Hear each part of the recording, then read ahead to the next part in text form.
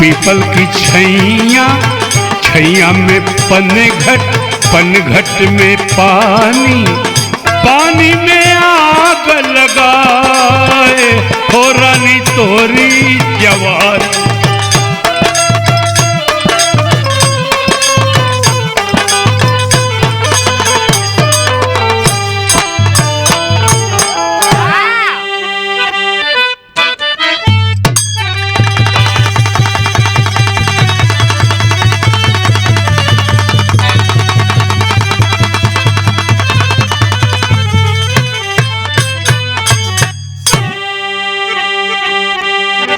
एक बिरहा KPL studio Sarnath Varanasi, भैया प्यारेलाल जी की स्टूडियो है। एक बिरहा सुनाने जा रहा हूं साथी, आप लोग जरूर आशीर्वाद देंगे। भूमिका है राजेश बाबू।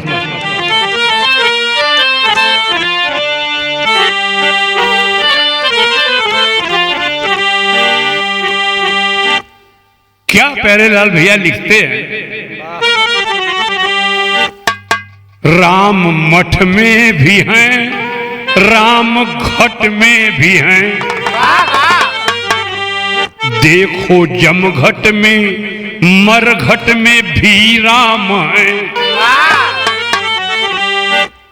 सारी दुनिया कहे सर्वव्यापी प्रभु, हर जगह यार घट घट में भी राम है। कौन कहता है प्रभु खाना खाते नहीं, मात्र सबरी के जैसे खिला कर के देखो। अरे कोई कहता बुलाने पर आते नहीं, कोई कहता बुलाने पर आते नहीं। द्रौपदी की तरह तुम बुला करके देखो।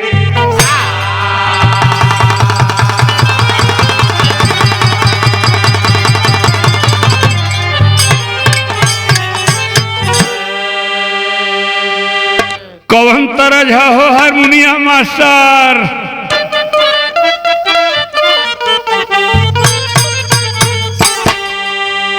गर तू न रहोगे तो वफा कौन करेगा।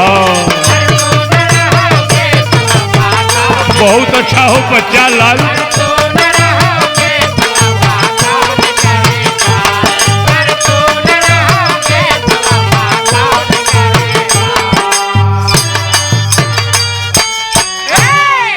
गर तू न रहोगे तो वफा कौन करेगा, तेरे बगैर जी के भला कौन करेगा।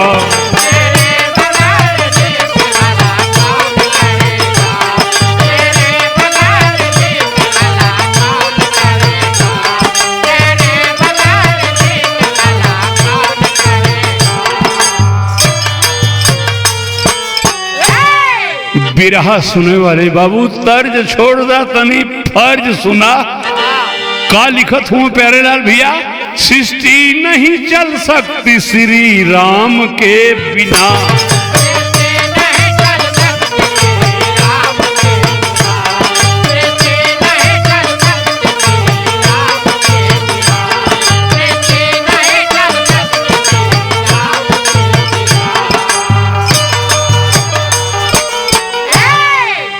सृष्टि नहीं चल सकती श्री राम के बिना, पत्ता भी नहीं हिल सकेगा राम के बिना।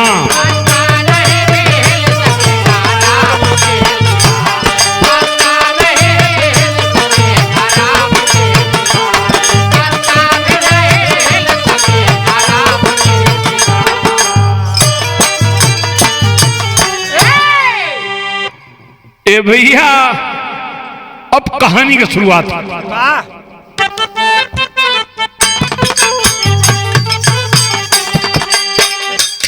सच्ची लगन से होगा ना कोई काम अधूरा,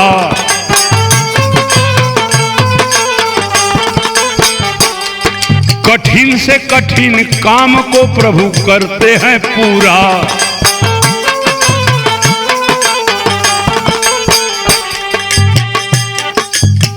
लेकिन एक बात और सुन ला,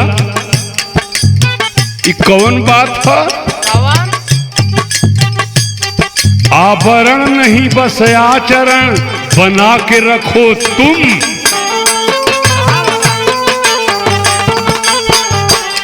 दिल में प्रभु की मूरत बसा के रखो तुम।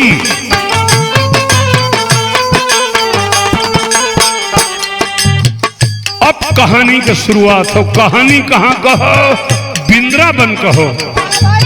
और सुना, बनौआ कहानी ना हो, 30 साल पहले कई कहानी हो।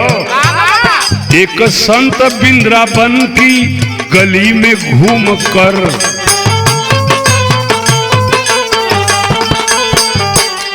गाते थे भजन राम की सदैव झूम कर।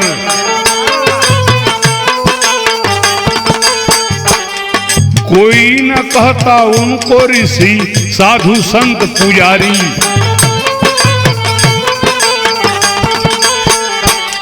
कहते थे सब जज बाबा मधुर पैन उचारी।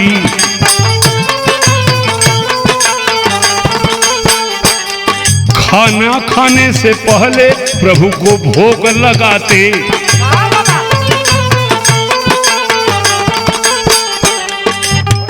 भजन बस एक ही जज साहब सुबह शाम थे गाते।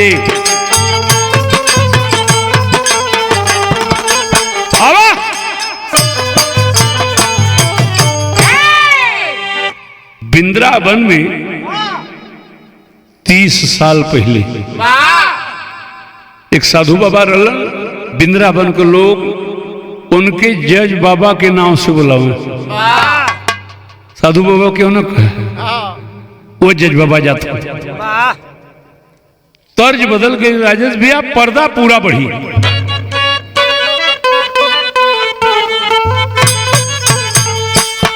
बहुत खूब लिखे वाला कभू कितना बढ़िया बात लिख दिल।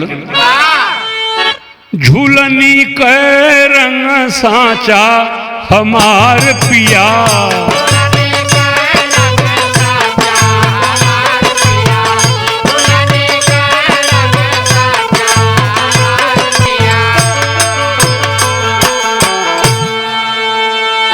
कवन सोनरवा बनायो रे झुलनिया, जोई पहिरा सोई नाचा हमार पिया।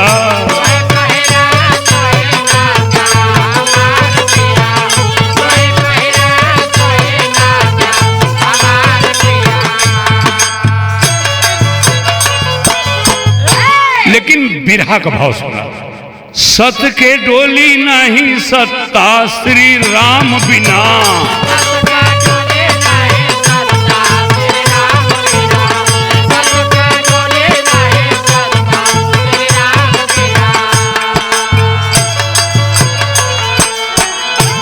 कुछ लोग पूछें जज साहब से जाके, काहे सब जज साहब काहे बुला के।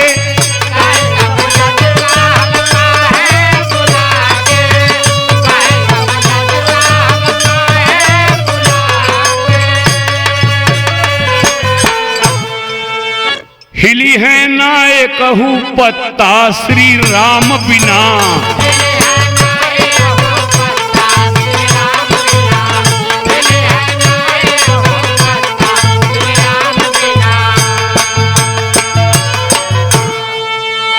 वृंदावन का लोग पूछे, साधु संत पूछे कि को महाराज हमन के साधु बाबा लोग कहना हमन के नाव से बुलावलन, ये आपके सब जज बाबा काहे कहते। राजेश भैया एक धुन सुनाओ थे, एक मेहरारू भी है में गावली।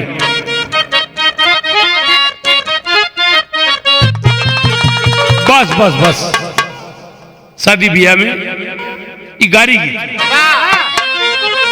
के कर भेजल आइले रे नौआ। तैयार हो?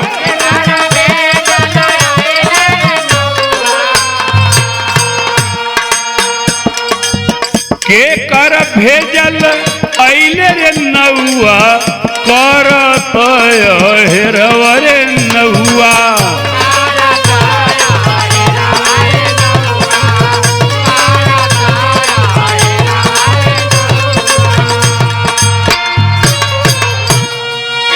काहे सब हमें जज बाबा कहला?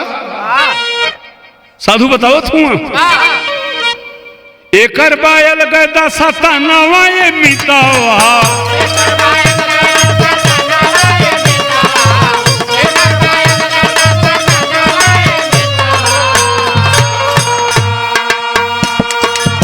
एकर बायल गदा सतनवा ये मितावा।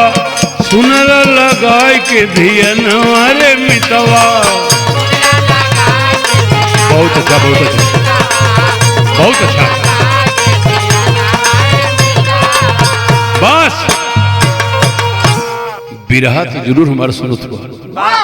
जितना लोग बिरहा सुनत हुआ समझ लिया कि आप लोग बिंद्रावन में हुआ। अब बिंद्रावन का साधु जज बाबा काहे कहात बा ओकरे बारे में बताओ कि हमके सब काहे जज बाबा कहला। अब वो कहानी बताओ तुम। दक्षिण भारत में एक मल्लाह हमसे मिलल है।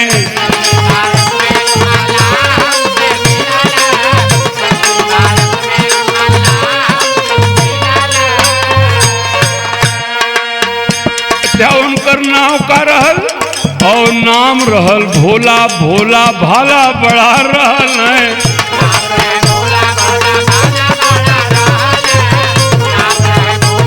लगल है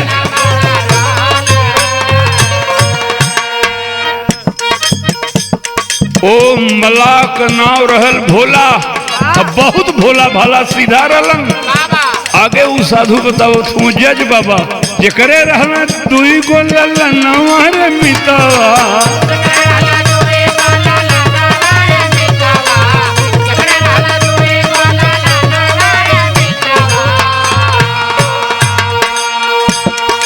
जे करे रहना दुई गो ललनवा रे मितवा। सुनला लगाय के धियनवा रे मितवा।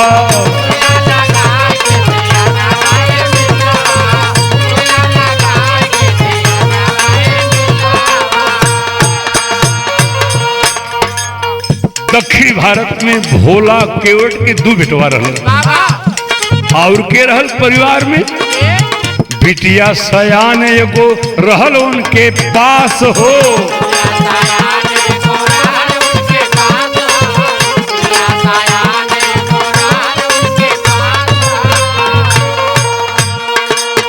दीनानाथ रहल रघुनाथ पर विश्वास हो।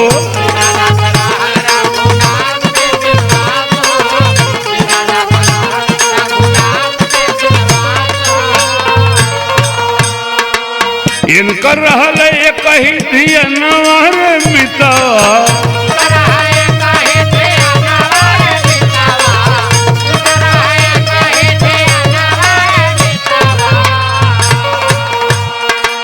इनकर रहल एक ही धियनवा रे मितवा। ओ सुनीला लगाय के गियनवा रे मितवा।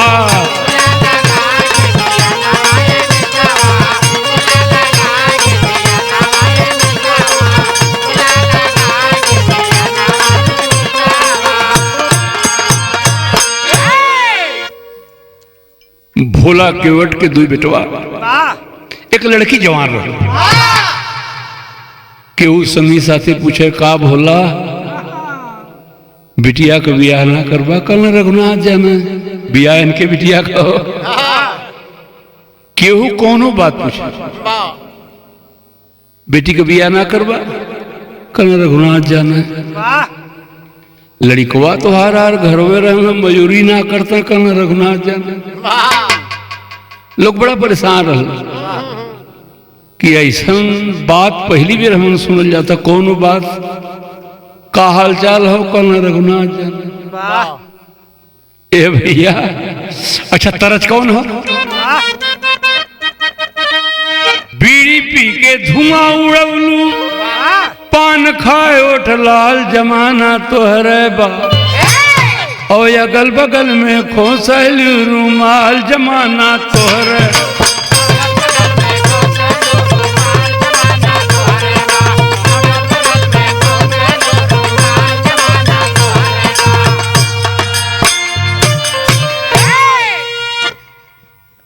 संगी साथी लोगन पूछलन बिंद्रावन में जज बाबा बताओ तो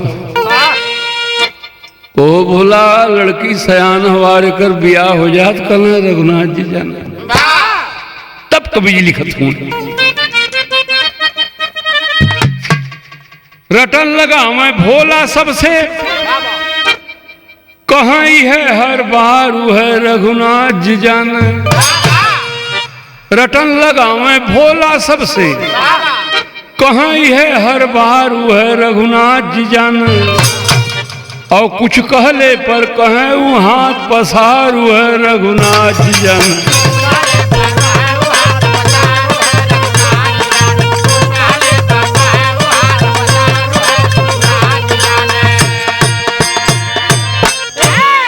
अरे भोला केवट का रहने बिटिया सयान हो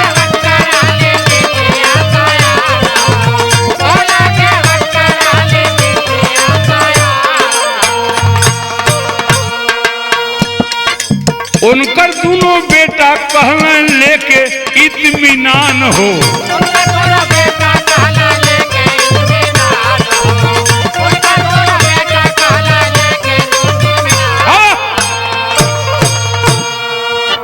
भोला के दोनों बिटवा कहलन ये लोग सही कहते हैं बहन के बियाह होगे चाहिए तो का कहलन सेठ से कर्जा लेके बियाह हुआ कैदा हो तैयार है रघुनाथ जी जाने भोला कहवे कैसे जूटी तार है रघुनाथ जी जाने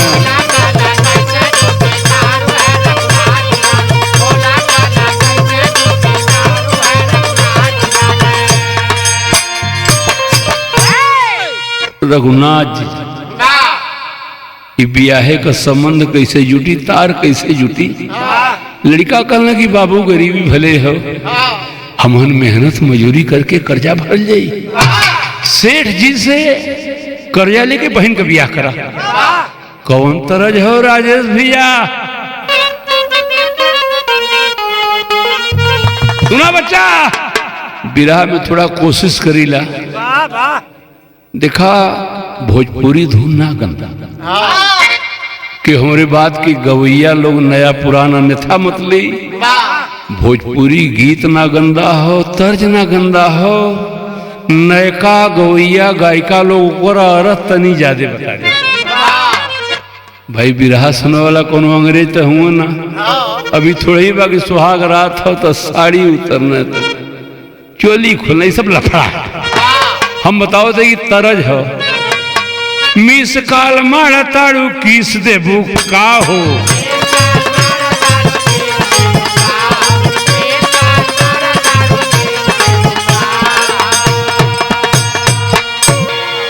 बाहरे प्यारेलाल भैया बड़ी पुरानी याद आज दिला एक गाना में लिखले रहा धुआंधार कैसे चलल बुढ़वा मलाई खाला बुढ़िया खाले लपसी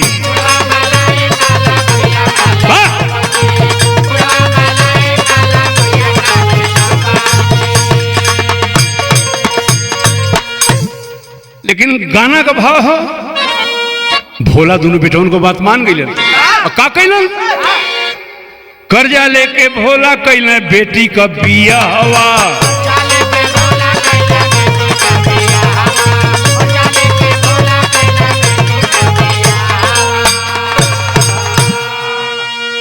कर्जा लेके भोला कैले बेटी का बिया हवा बाछी लेका बेटी के धरा पगा हवा और कर्जा लेके भोला कैले बेटी का बिया हवा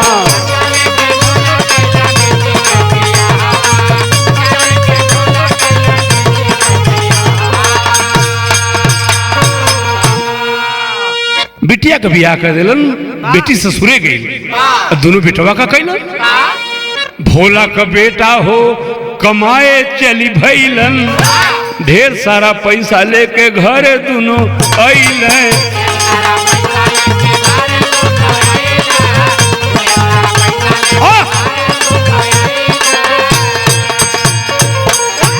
सेठ जी का रुपया दे दा। अरे वो कैले सब सलाह हवा, भोला लेके कर्जा कैले बेटी का बिया हवा।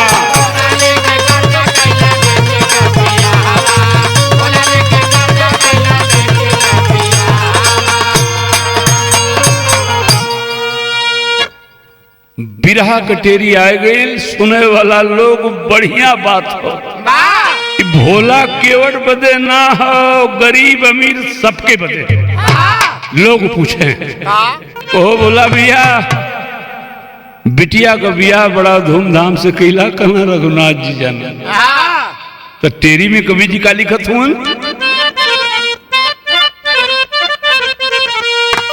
सब खेला रघुनाथ जी जाने, केकर कैसन लिखल कब का केकरे माथे। जियो ए भैया ओ केकर कैसन लिखल कब का केकरे माथे, सब खेला रघुनाथ जी जाने।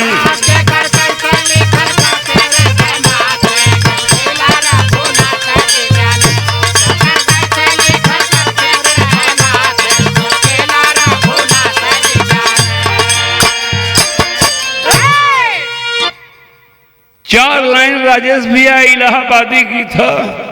इलाहाबाद का बिरहिया लोग कैसे गावलन चौकड़ा उकड़ा सुना।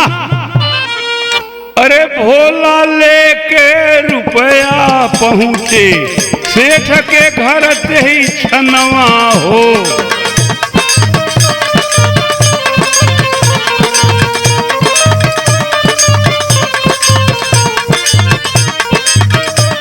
बहुत अच्छा।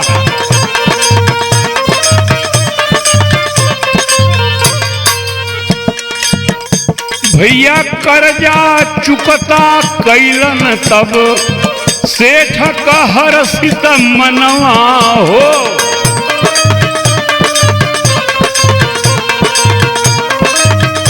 बहुत अच्छा सुभाष।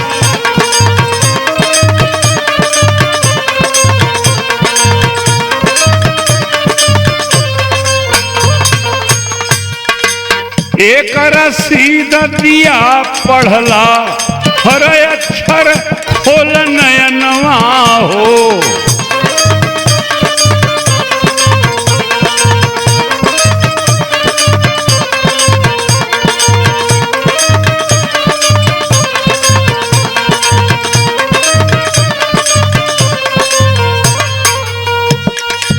भोला कहन रघुनाथ जी जाने, तब सेठ सोचे बेईमनवा हो।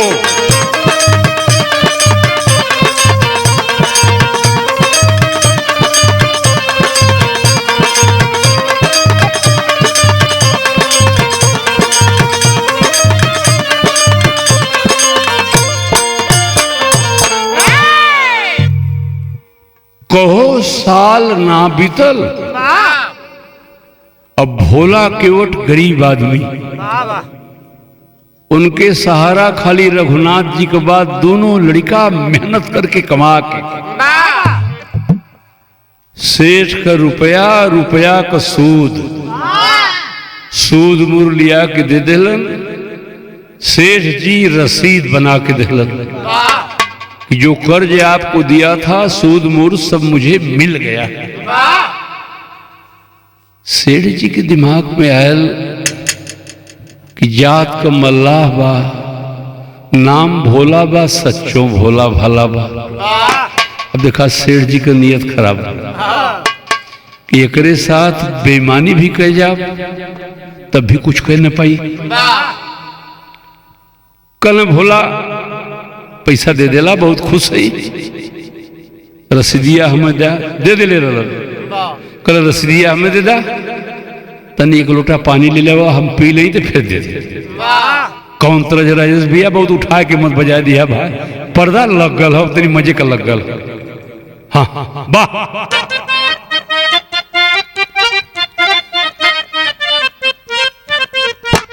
बस बस सही हो राजा। पाकी गई न गेहूँ लटा की गई नी बालिया खन करे गौना।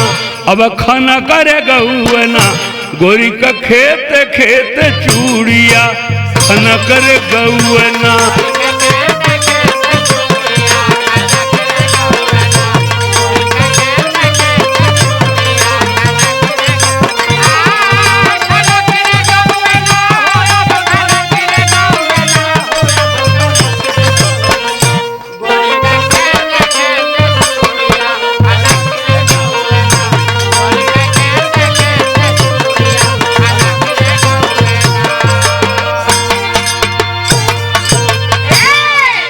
रसिया दे दा भोला एक लोटा पानी पिया दा भात जा रसीदापन ले लिया।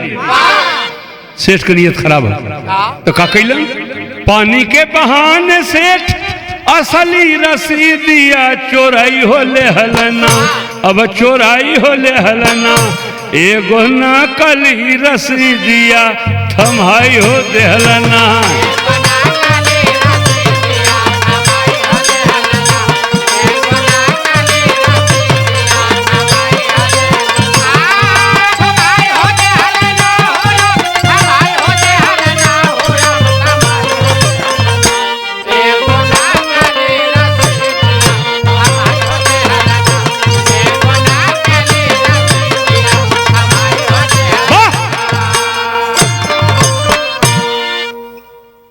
पानी दे देना रसीद ला जाया। भोला भाला केवट को क्या पता, वो तो रघुनाथ जी जाना। एक नकली रसीद बना के दिलन कि पैसा ना दिले हुआ। ए भैया आगे सुना। नकली रसीद भोला रखल है सहेज के।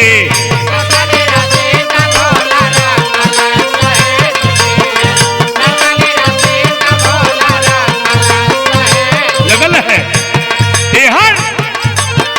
सेठवा प्रयोग कैलस अपने नॉलेज के।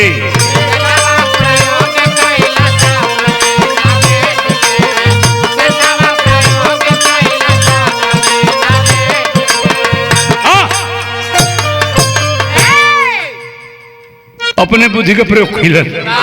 बुद्धि का प्रयोग कैलन पैसा फिर दोबारा मांगे। अरे अपने असली रूपा दिखाई हो देहलना।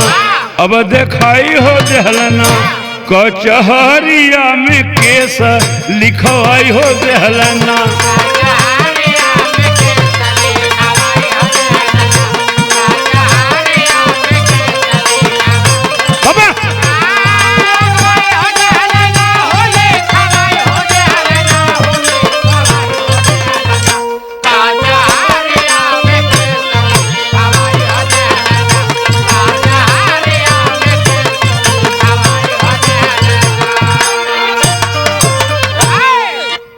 अरे बोला अरे यार 2-3 साल हो गया बेटी की शादी के लिए पैसा दिया और 20% सूद पर दिया था। वो कब पैसा देगा? तेरी बेटी तो ससुराल गई। कहना साहब पैसा तो तुम हम दे दे। 2-4 बार तगादा किया। सोच गया कि भोला सीधा है, जाके कचहरी में मुकदमा कर दिया। तरज हो राजेश भैया हमार बात समझ ला। छोट छोट मन रही 70-72 के बाद गाओ छोड़ रहा यार। वो गरीब आए में हरारू गाँव में गाजीपुर का सतुआ जमनिया का पानी हो। आवा मोरी भौजी तोरे झूलवई में सानी हो।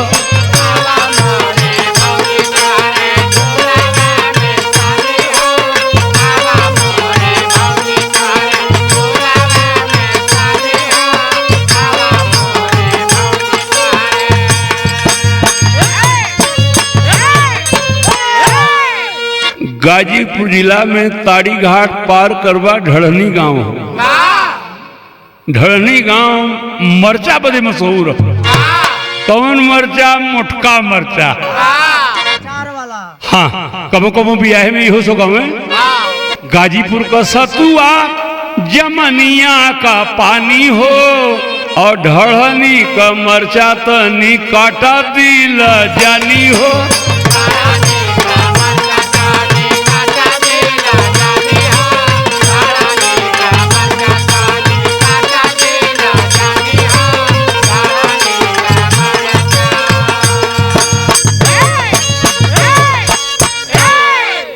छोड़ दा सेठ जी गरीब आदमी सीधा साधा बोला कचहरी में मुकदमा कैलन। अब कचहरी में भोला केवट के पेशी भई जज साहब का पूछत हुआ पूछे जज साहब तब भोला फट दे कहले हो हमरे इनके बीच रघुनाथ जी रहल हो।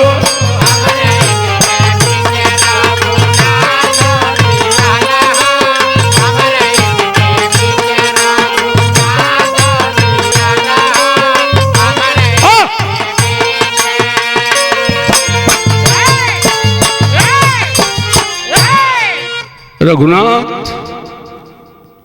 इसका मतलब इनके अगल बगल का होगा रघुनाथ को बता रहा है। जज सोचे रघुनाथ गाँव का होई है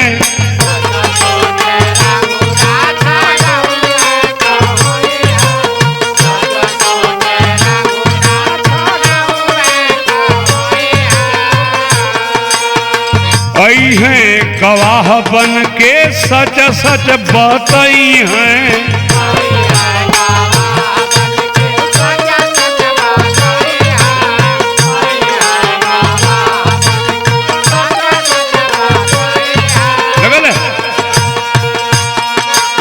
कितना कही के भोला ताबा घर चली भइले हो कितना कही के भोला ताबा घर चली भइले हो हमरे इनके बीच रघुनाथ जी रहले हो।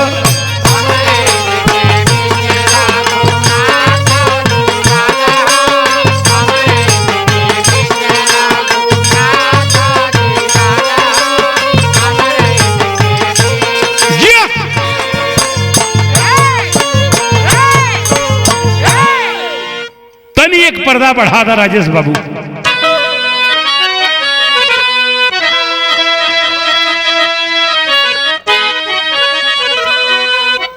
जज साहब तब मन में सोचे बिचारी शंका भारी बा और अपने खर्च से सम्मन कैले जारी शंका भारी बा।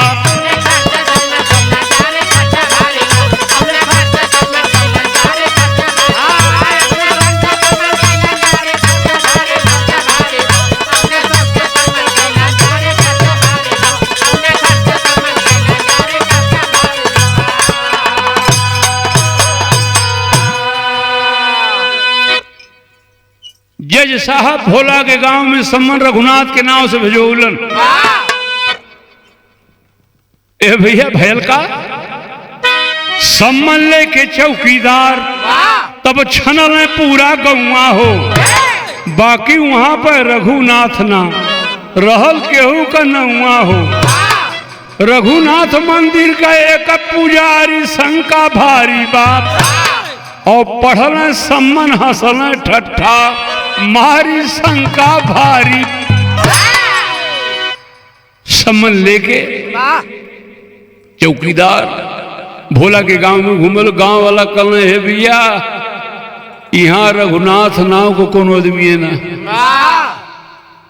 हाँ रघुनाथ जी का मंदिर हो।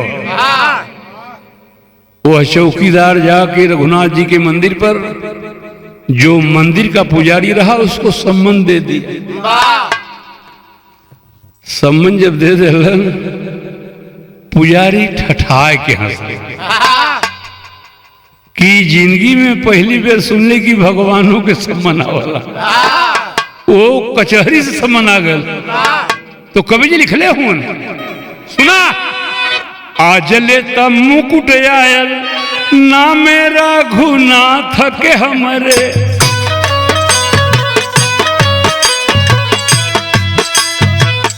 फल फूल माला आयल दक्षिणा उपहार।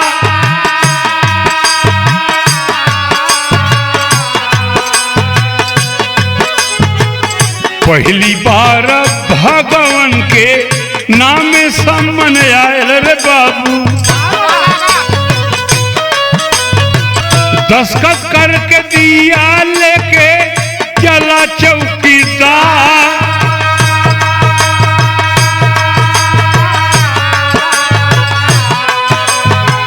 हो गयल बिहान जब लागल कचहरी रे भैया। कोर्ट में आया सेठ होके तैयार।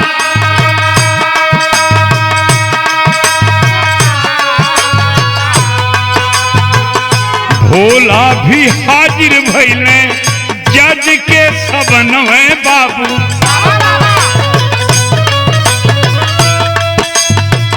जज पूछे कहाँ गावा बा तोहार।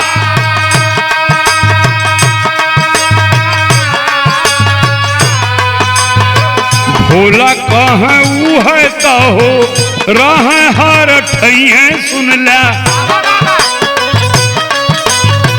यही कहीं हुई है साहब देख ला निहार।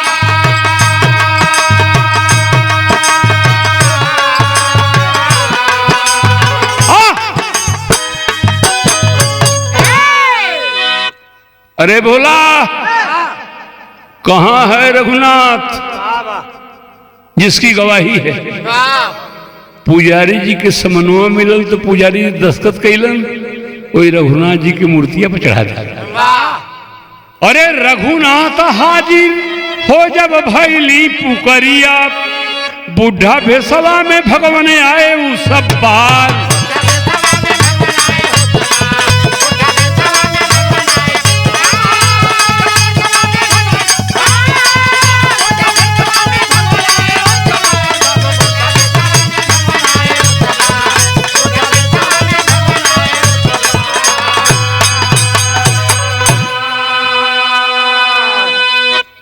कई बार जज साहब टोक दिए। अरे भोला जज साहब के दिमाग में कि जरूर बेईमान इसके गवाह का पता नहीं है। बताता है कि रघुनाथ जी हर जगह रहते हैं। गजब की गवाही है। जेल जाना होगा भोला। गवाह कहाँ है बुलाओ। सेठ जी एकदम रंग में हूं कि रुपया हमें दे ली है और सूद मूर हमें देना तो क्यों रहे न खैर। और गवाही में रघुनाथ के बना दे। सुने साथी बारे रघुनाथ जी कैलन का कवि लिख ले हूं। चाल लपटी सी एक वृद्ध की झुकी सी देह। चाल लपटी सी इतने जर्जर बुढ़ा है। चाल लपटी सी एक वृद्ध की झुकी सी दे। दुपट्टी फटी सी शीश बांधे धर धाये। क्या बात है। गवाही में कहो भगवान आयल हो बुढ़वा का रूप बना के। चाल लपटी सी एक वृद्ध की झुकी सी दे। दुपट्टी फटी सी शीश बांधे धर धाये। हाथ में है छड़ी पड़ी तुलसी की हिये माल। हाथ में है छड़ी पड़ी तुलसी की हिये माल। माथे पर रोरी चांद चंदन चढ़ाए। हाथ में छड़ी पड़ी तुलसी की हिये माल। माथे पर रोरी चांद चंदन चढ़ाए हैं। साहब के सामने विनीत चपरासी साथ। साहब के सामने विनीत चपरासी साथ आज रघुनाथ जी गवाह बन के आए हैं। देखा भाई आस्था होगी चाहिए। का भोला बियाह होई कहे रघुनाथ जी जाने। का भोला कतों कर्जा मिली कहे रघुनाथ जी जाने। आज रघुनाथ गवाही में आयल हो। वाह वाह बारे प्यारे लाल भैया का लिखला भाई। कभो कभो का लिख दिला। सुना राजेश भैया, और जज साहब पूछे रघुनाथ से समानावा, बस रुपया देते देखला बतावा कुल उघार, और कहे भगवान तब सेठ के समानवा, असली रसीद अलमारी में सरकार, और आदमी के भेज जज रजिस्टर मंगवावल, और मिल गई रसीद असली वहां से ही बा, और घपला बाजी में सेठ गई ने जेहल खनवा, भोला का छुटकारा कराए सरकार,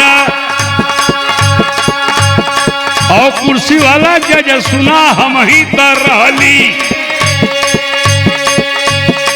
और हमारे सामने बनल है गवाह पालनहार, रामा रामा भजू रामा,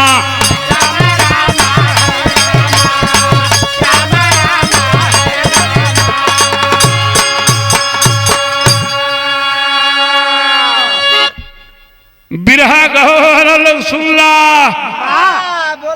तीन चार धुन बनाए के भोजपुरी वाला लोग एक धुन बनाओ तो तनी सा आल्हा का रूप ही है नया बदले। हे भैया बोलो रघुनाथ तू तो बूढ़े हो, सेठ को रुपया दिया, भोला गवाह थे, कल हाँ साहेब, कल रसीद तो नकली है, कल ये साहेब असली रसीद इनके घर में है, सेठाइन 3 ठे अलमारी धैले हैं, जो नुकर बीचे वाली अलमारी हो वही में रजिस्टर, वही में असली रसीद हो। भेजल सिपाही, सेठाइन की हिम्मत है, बीचे वाली अलमारी खोलना, सेठ तो कचहरी में उन्हें तो दाव खेल जा फेरी। तीसरा वाला रजिस्टर जज के सामने आयल, ओमे से असली रसीद निकल, जो सेठ लिखा था कि सूद मूर सब पा गया। ये कहानी बिंद्रावन में जज बाबा बताओ कि हमके काहे लोग जज बाबा कहल, बड़ी गिलान कि हम एक जज और दुनिया का सबसे बड़ा जज एक ही है।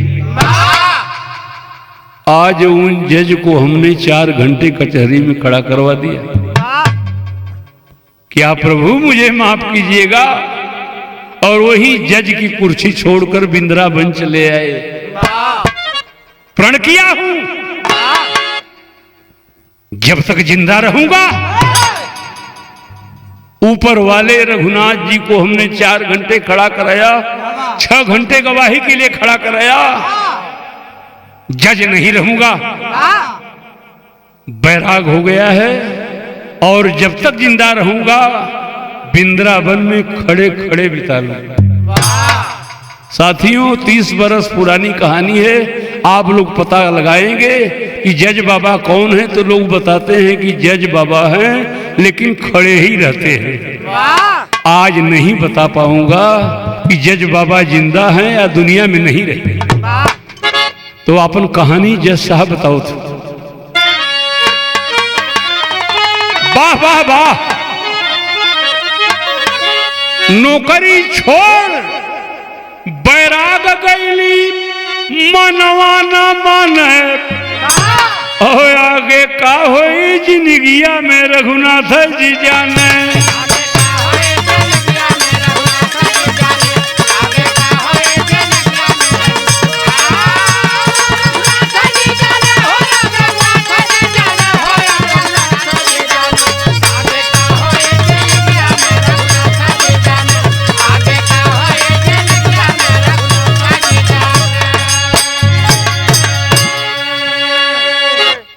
तीनों लोग के जज्बा जे की अइले भर उछाही, तीनों लोग के जज्बा जे की अइले भर उछाही, मामूली सा जज उनकर अरे लहली हम गवाही, मूर्ख हमरे जैसन नहीं हीरा पहचान है।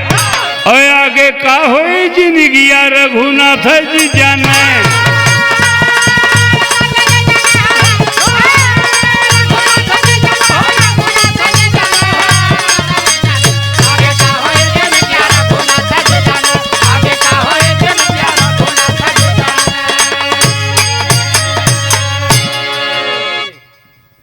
ये रही वृंदावन के जज बाबा की कहानी। गुरु बिहारी गुरुपत्तु भगवान कै लीला न्यारी, कहे अछैबर जो की गुरु की सींच रहे फुलवारी। अरे सब खेला रघुनाथ जी जाने, सब खेला रघुनाथ जी जाने। दुर्जन प्यारे लाल कहे कुछ ना जाई साथे, सब खेला रघुनाथ जी जाने।